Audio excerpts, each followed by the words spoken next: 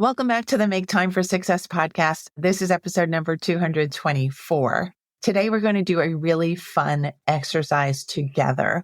We're going to really, I think, spice up your schedule and your plans for the next couple of days. I have found that it is all too easy to look at our to-do lists as a pile of responsibilities and things that we might be resistant to getting to.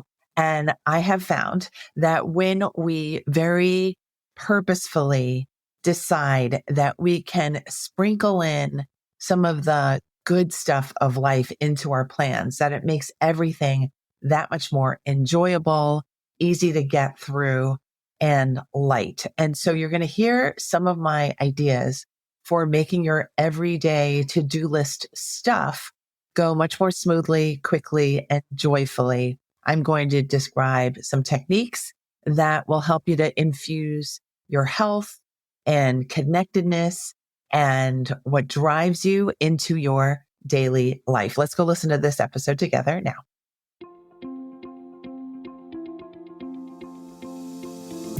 Hi, I'm Dr. Christine Lee, and I'm a psychologist and a procrastination coach.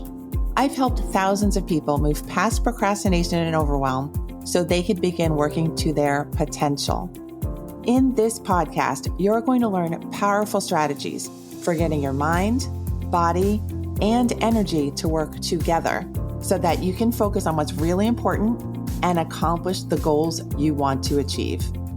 When you start living within your full power, you're going to see how being productive can be easy and how you can create success on demand.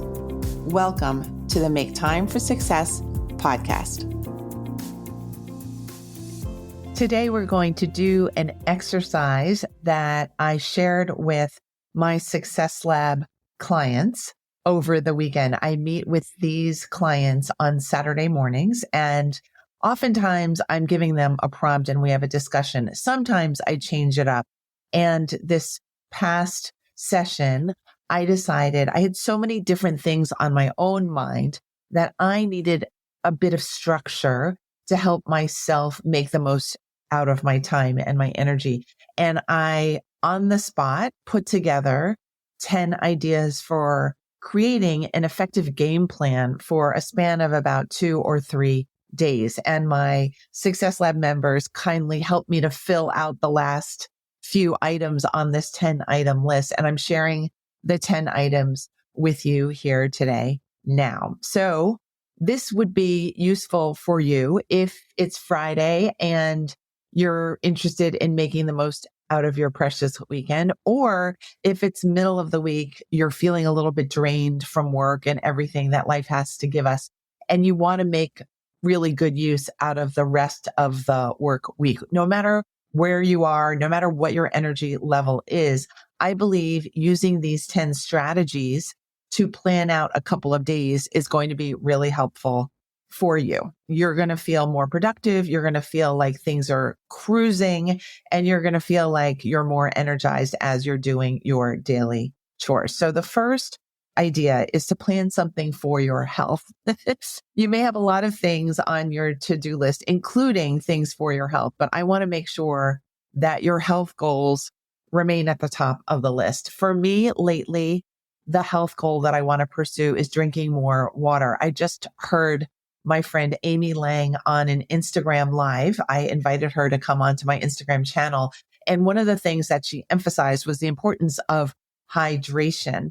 Our brains are 80% water, and the rest of our bodies are majority made up of water as well. And she suggested that we drink half of our body weight in ounces in water every single day. So that is my example of what you could do to schedule just an extra couple of glasses of water in your game plan for the next 2 or 3 days. Whatever it is for you, make sure you write it down, make sure you identify it, and then go deploy it. The second idea that I have for you for scheduling is to schedule movement. Now, I know movement is a subset of being healthy and going towards our health goals, but I find that so often when we're trying to be productive, we are sedentary. We are sitting in our little chairs, in our little spots, in our little spaces, and we're not really moving. So I do believe that planning actual movement is going to be really productive for you. And we don't want to forget that. We don't want to go to bedtime checking our Aura rings or whatever kind of tracker you're using and finding that we've only had 400 steps. That is just not fun. And our bodies really need us to support it as much as the bodies support us. So the first step is a health goal. The second thing you want to plan is some sort of movement or continuous movement as you're doing your chores throughout the days. The third idea is, what do you need to be doing? What should you be doing? I don't often enjoy using the word should, but we all have things that we know we really should be doing. And sometimes those are the things that we tend to put off. So whatever that category is for you, it's tax season. Maybe you should be putting together some tax documents now. Whatever it is for you, put that down. And it doesn't have to be a gigantic task, but it might be just that entry first micro step that will help you to get to that thing that you should be doing so that you're not avoiding it anymore. So the third idea is do something that you should be doing. The fourth idea is to do something that helps you to connect to other people. This could be as simple as sending a text to your aunt or sending an email to your accountant or getting together with your girlfriends for some tea, whatever it is. Schedule that in, make sure that happens because we don't want to go a whole 2 or 3 days without connecting, being social. It's a real value of mine to be social. And I'm encouraging you to think about how you could be more social in the next few days as well. The fifth idea that I have for you is to do something that is stress reducing. So that could be getting the taxes done. That could be clearing your way for a new challenge or a new class that you want to take. It could be just identifying a habit of yours that you would like to stop or try to stop for the next 2 or 3 days. That can be stress reducing. It might be that you allow yourself more TV time at the end of the day if that is something that helps you to curb your stress. Whatever it is, tailor a plan for you, but make sure there's something in step 5 that helps you to reduce your stress. Step number 6 is connected to step number 5, and that is you want to do something that is either calming or fun or both. So this is something that kind of counterbalances your work stress energy, and you want to make sure, let's say, keeping your plants alive. So maybe you're doing a run on your plants and you are saying, I'm going to keep all of my plants alive. It's going to be nurture the plants day. Or it could be, I am taking my niece out for lunch day. Do something spontaneous. Do something so that your nervous system isn't really activated. It's actually getting a message from you that you have everything under control and that you know how to balance your energy. Step number 7, you need to get outside. So definitely, I think it's a must that every single day we spend some time outside. Again, it does not have to be a whole half a day or anything extensive, but I think daylight is just such a heartwarming thing to connect with. The days are getting warmer and brighter, and let's take advantage of that and make sure you're also moving. You can do step number 2 and step number 7, get outside and be doing your movement all together. It does not have to be complicated. I think when we think things are complicated, they end up feeling complicated and then they become complicated. So have a better mindset about all of this. See all of these steps as nurturing your well-being, as nurturing your productivity, as nurturing your nervous system so that you don't feel like everything that you're looking at on your to-do list is a pure obligation, something that drives you down, something that blows your energy, something that makes you sad. No. We don't want a sad day. We don't want a draining day. We want a day where we feel in control. We want a day where we feel regulated in our nervous system. We want a day where we know we're going to end the day feeling very successful and even more healthy than when we started the day. Those are our ideals. Those are our goals. Those are our protective strategies for our willpower, our energy, the time that we have, and our attitudes. Let's keep them really running well and really running high, while also knowing that we don't want to overdo things. The 8th step that I have for you is I would love for you to declutter 1 to 3 items every single day. If you've been a participant in any of my Re-Energize Your Home 5-day challenges, you know that the secret sauce to decluttering is to get your hands on your clutter. It's no use to just think about how cluttered you are or to think about how you're going to get to the decluttering at some point. What really does make the difference is when you actually touch your clutter.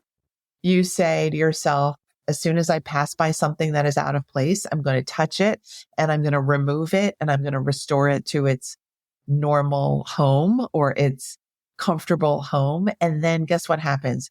You get to reclaim the energy of your space for yourself. You get to say, I am living in a clear and clean and supportive environment. And I have a big role in maintaining that cleanliness and clarity. And I think if you're not used to decluttering on a regular basis, that you're going to fall in love with this technique. I know my students and clients have, and I certainly try to make it part of my daily routine. It doesn't have to be every single day. We don't have to get rigid about any of these ideas. But of course, when we schedule these things ahead of time, we end up feeling like, well, I did say I was going to do that. And, I did get all of these things done already because I was planning to get these things done. So I will do the decluttering and I will feel proud of myself and my space afterwards. So number 8, declutter 1 to 3 items, and do not make a big deal out of this because it's just not a big deal. Anybody can do this. I promise. Number 9, you want to develop a continuation mantra. And what that means is very simple, actually. It just means you're going to have something that you say to yourself when you feel like quitting, when you feel like you don't have time or energy, when you feel like this is not worth today's energy. I want you to have something that you say to yourself. So in terms of decluttering, you might say, oh, it's easy for me to declutter 1 to 3 items daily, right? So you might have a slip up, you might skip a day, but then you remind yourself, oh, it is easy for me to declutter 1 to 3 items daily. Make it light, make it fun, make it something that maybe you have written down somewhere, or you might even have a list of mantras. I know oftentimes when it comes to physical exercise, we often have to boost ourselves into getting to the gym or getting to the run or getting onto the bike. Whatever it is, make sure it is something that is easy to connect with, right? That list of mantras, make sure those sneakers are by the door so you're not searching for them before heading out to the gym, and get these routines together. They take a little bit of time up front, but then they save you all this time and energy throughout the day. All right. So you will develop a continuation mantra. And then number 10, you're just going to get off the struggle bus. My wonderful Success Lab students helped me to design step number 10, which is you just want to remove that attitude of everything is a struggle from your daily performance.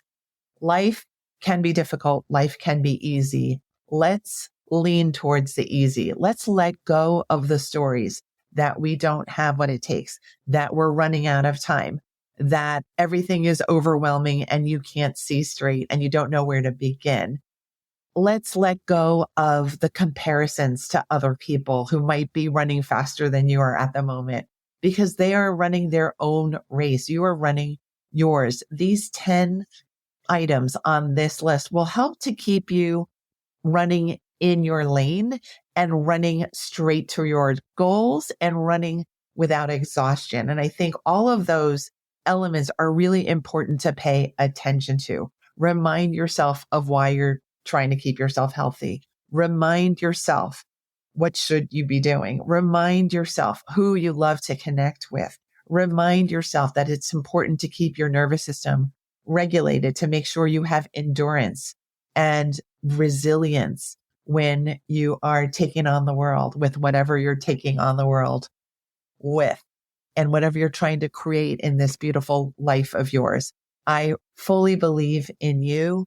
I wish you health, happiness, lots of speed and productivity, and lots of joy as you're going about these planning exercises and as you're going about your day. If you have any questions for me about anything on this podcast, anything related to productivity, anxiety, getting things done, being a woman in midlife, let me know by sending me a direct message over on Instagram.